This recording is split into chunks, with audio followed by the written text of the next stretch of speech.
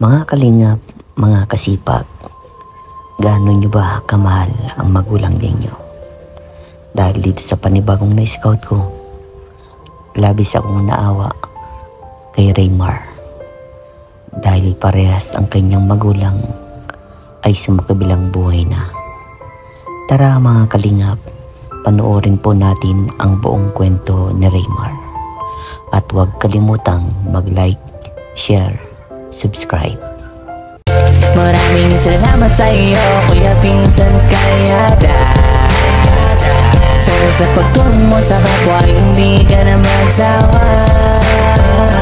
Walang araw magbubunga rin naman ang iyong pagtulong sa mamamayan. Kasama ka palagi kahit saan ang biyahe para makatulong sa nangangailangan. Kuya Pinsan, marami pong salamat. So ayan mga kasipag, mga kalingap, isang magandang umaga po sa inyong lahat. So ayan, may panibago po tayong na-scout. Ito po inilapit po sa atin ng isang napakabuting citizen po na ito daw po ay parehas ng kanyang nanay at tatay po ay sumakabilang buhay na. So nilapit po siya sa akin at need daw po ng tulong. So agad naman natin pinuntahan at ang kasama niya lang po dito ay ang kanyang lola. So tara mga kalingap, samahan niyo po ako at puntahan po natin itong batang ito at alamin po natin ang kwento ng kanyang buhay. At kung bago pa lang po kayo sa aking YouTube channel, ako po si Vincent Kalyada. Please like and share po ng aking mga videos and don't forget to hit the notification bell para lagi po kayong updated sa aking mga videos. At maraming salamat po sa mga viewers, subscribers, sa mga sponsors, sa mga minamahal kong OFW, sa mga hindi po na-skip ng ads. Maraming salamat po sa patuloy niyong pagtitiwala sa inyong masipag na scouter. So ngayon po ang iaabot po nating biyaya ay mula po kay Tita Beth, na sinabi po ni Tita Beth, ibigay daw po natin ito sa mga kabataang yung talagang nahihilig mag-eskwela. So itong batang ito ay mahilig din po mag-eskwela at madami daw pong award. So tara mga kasipag, mga kalingap, puntahan na po natin ang batang ito. Tara po. So ayan, makipot po ang ating dadaanan mga kalingap, mga kasipag. At andito ang kanilang bahay. So ito po. Hello po! Ay si Nanay, ito na si Nanay siguro. Nay, magandang umaga po. Ito na po ba yung nilapit po sa akin ng mabuting citizen po? Ang pangalan po niya? Si Marjud. Marjud po po, Nay. Okay lang po dyan. Upo po kayo dyan, Nay. Dito na lang po ako. Baka din yung isang upuan daw. Dito na lang po ako. Nay, ano pong pangalan niyo po? Ang pangalan kay Maria Elena Ubana Racho. Nanay Maria. Oh, Nanay Maria na lang. Mahaba po ay. Elena na lang po. Oo, Nanay Elena. Yan. Ito, anong pangalan po? Raymar Jud po. Ha? Raymar Jud. Raymar? Oh, si Raymar. Oh. Graymar? Raymar. Grabe, ganda ng pangalan, ano? So, ayan, magpapakilala pa ako. Ako po si Vincent Kalyada, isang charity vlogger po mula sa Team Kalingap. So, by the way, Nanay, kaya pa ako dito napapunta dahil meron pong nag-message sa akin na isang citizen na, ayan, ito nga daw batang ito ay grabe yung pinagdaanan sa buhay. So, nabalitaan ko nga po yung mama at papa niya ay sumakabilang buhay na. So, pwede niyo po ba, Nanay, maikwento yung mga pangyayari po sa magulang niya? Ay, yun po. Siguro po, yung matagal na may sakit yung ina niya. Opo. Ngayon, yung 2021 yun. 2022 man. 2022. Nakaranas siya yung parang manakit ang tiyan niya. Opo. Kaya nagpunta siya dyan sa provincial. Opo. Ang sabi daw nga niya ay may cancer. Nagpunta sila sa Naga. Opo. Tapos ay sabi daw operahan at may cancer nga. Okay. Tapos sabi nung doktor, hindi muna daw at hindi pa nila nakikita mo talagang cancer yon. Opo. Ngayon, ang ginawa nung doktor, kinunan muna siya dito ng sample kung talagang cancer nga. Opo. Yan na, kunin lang ang cancer na nga yun, tapos lumalaki yung tiyan niya. Opo. Hindi ngayon, minsan na punta silang Naga, balik. Ganun na nga siguro. Sa isang buwan, 2 silang apat silang nakakabalik sa Isang Naga. buwan? Opo. Grabe. Siya lang anak ang alaga. Si Raymar po. Siya lang umaalaga nun sa nanay niya. Yung tatay niya, minsan, nasa trabaho, siguro masakit ng ulo, palagi siyang lalasing, ganun. Opo. Pag nasa ospital naman nga, pasaway yung ama nito. Kaya sabi nung nanay nito, buti pa sa bahay na lang para kung halimbawa sa ospital nga, pati siya na nakit ang ulo ka. Ganun na nga ang nangyayari. Palagi na lang gano'n. Nga, lasing, gano'n. Siguro, iniisip niya, walang pera. Hindi dito siya nag-stay diyan sa bahay na yan. Pagka napunta kami provincial, ayan sa provincial na wala man pala mga gamot, walang sa cancer. Kaya sabi nung kwan, yun ang makatulong namin sa inyo, sabi ng mga doktor doon. Kasi wala kami dito sa gamot sa cancer nga. Kaya may nag-sponsor man doon dito sa munisipyo nga na. Tutulungan pa yun. Tinulungan ito na sa kuyan sa ambulansya, financial. Talagang pigbibigyan kami. Ay nga nagsuko man na yung kwan yung pasyente. Kaya sabi niya, dito na lang ako, napapagod na ako. Kawawa naman. Kaya ang kwan nga ito, yun ang alaga. Yung tatay man nga, kung isa hindi na nauwi. Ganon. Kaya sabi ko mga sa kanya, o sige tayo lang magtutulong sa nanay mo. Kaya na lang po magtutulungan. So, Nay, ang purpose po pala nitong bidyong ito, ay lalabas po ito sa YouTube.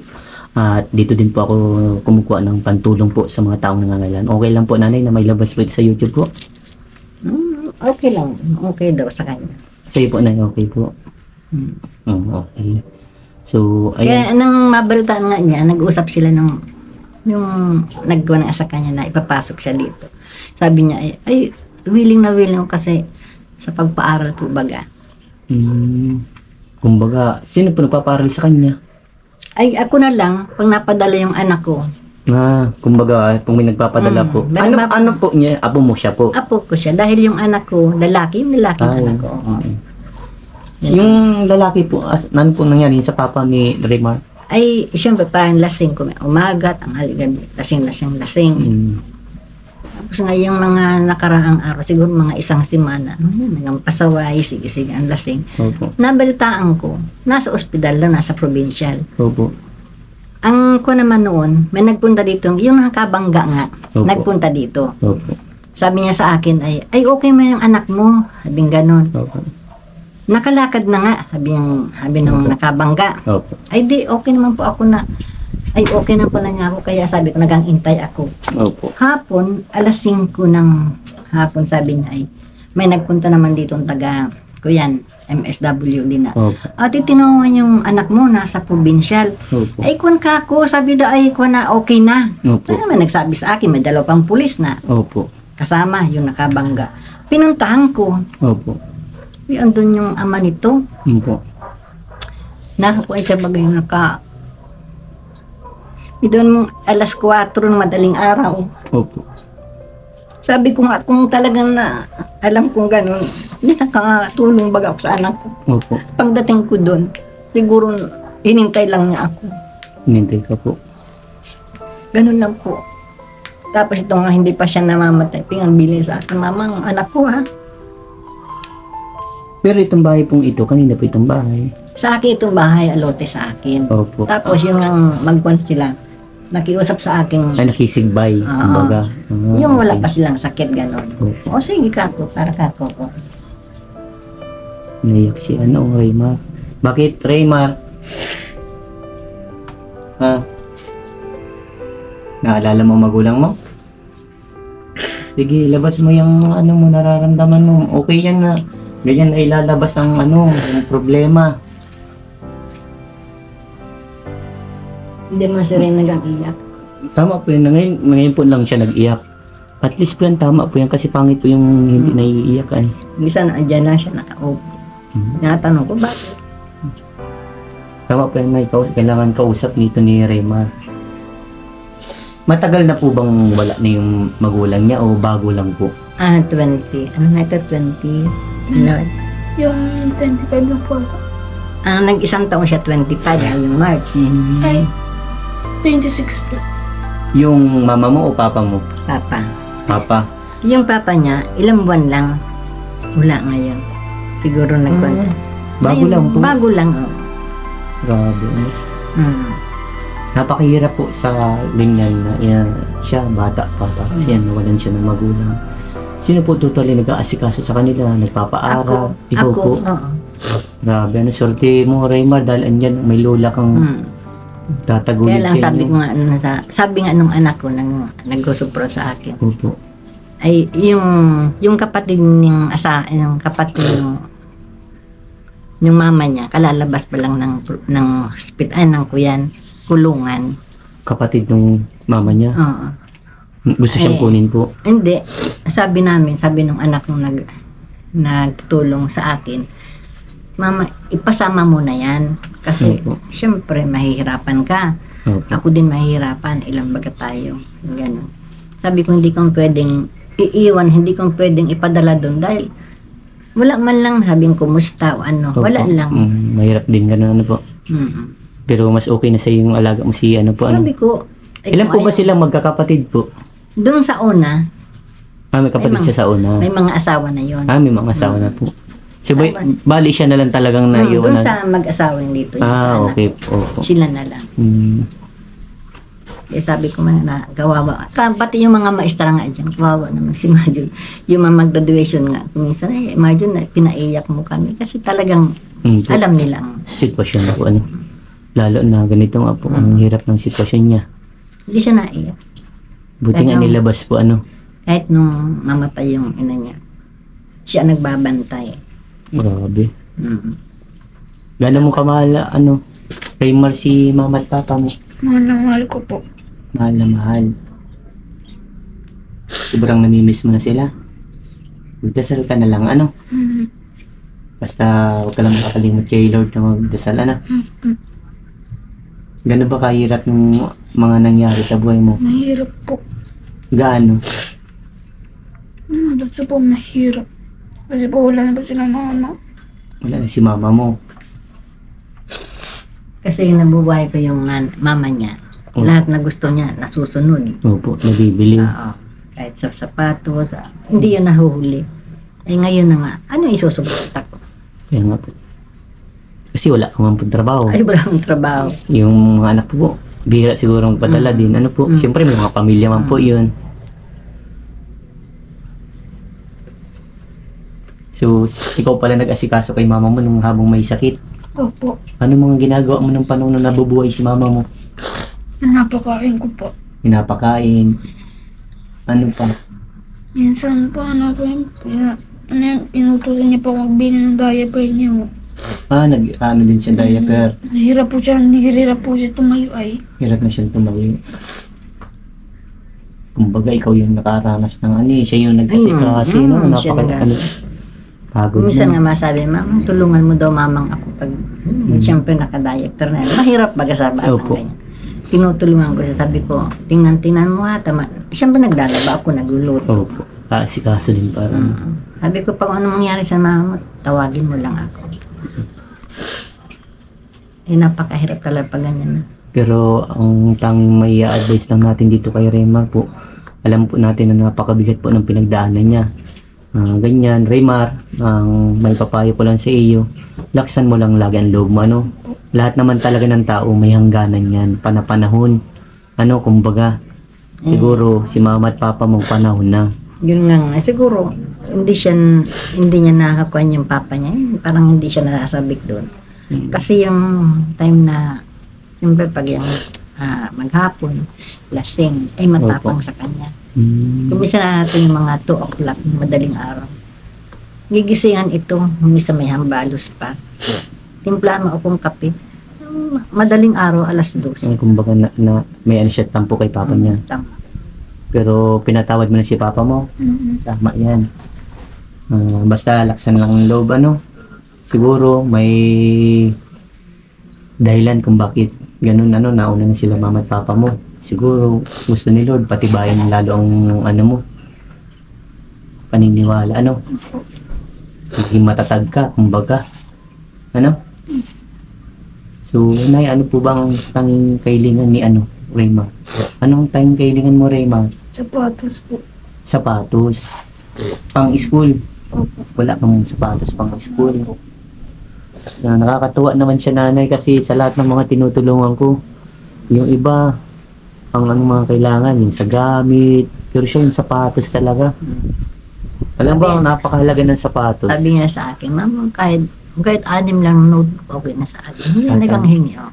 Yeah, inaunawaan kasi po at ang kalagayan Tapos din. masabi yan, yung ballpen, no, pahiram ballpen. May ballpen naman, oh, hindi ko may...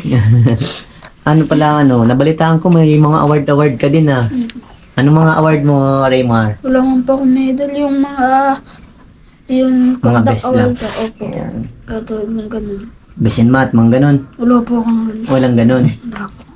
Pero pinakamaganda niyan, tiyaga ka lang mag-aral, Mag-aral ka mabuti, focus mo. Kumbaga, alam natin na napakabigat ng problema natin. Lahat naman ng tao may mga problema yan.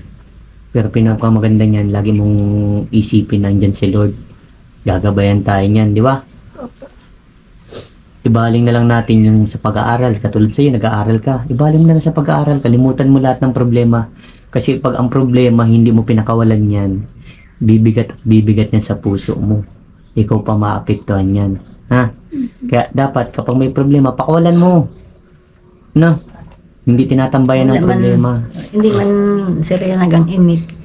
Opo, pero pinakamaganda po yan, sa tulad po natin, tayo po yung matatanda, tayo po yung tatanong sa mga ganyan po. Kasi sila po, mga bata pa yan. Iba po yung mga pinagdaanan natin kaysa sa kanila. Kasi po sila, mga bata pa, parang iniisip nila. Katulad po niyan. Ang naiisip po niyan, mag-isa na lang siya. Ay talaga sila mag-isa na lang Diba? talaga. Pero Raymar, huwag mong isipin na mag-isa ka ha. Opo. Andito ako, andito kami nila lola mo, mga tiya mo, mga kamag-anak mo, na andyan yan ha, mga kapatid mo. Kaya, pagtibayin mo ang ano mo, ang loob mo Opo. yung gamit sa school, kompleto na. Hindi po po. Hindi pa, kulang pa. So, yun pa lang problema mo, sapatos. So, ayan nanay, meron po si Tita Beth, isang buting sponsor ko po na talagang nagbibigay po sa mga katulad nyo, na mga estudyante na talagang mahusay na nag-aaral. So, nagpaabot po ng 3,000. May pambili ka ng sapatos, pambili mo na ng ng gamit sa school, para hindi na si Lola mamumblema, para tuloy-tuloy, magsikap ha, magsipag mag-aral. Yun lang tanging may pangako mo sa akin, Raymar? Opo. Maasahan ko ba yun? Opo. Very good. Ito, Raymar. Sabi mo, makatapos lang mama mo pag-aaral. Yun lang. Raymar. Isa, 2, 3. Yan. Po. Yan ay galing kay Tita Beth.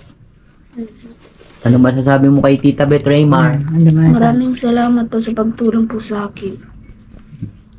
Basta laging payo niya sa mga kabataan na gaya ninyo na nagsusumikap mag-aral mabuti. Alam mo ba kung gaano kahalaga ng edukasyon sa isang tao?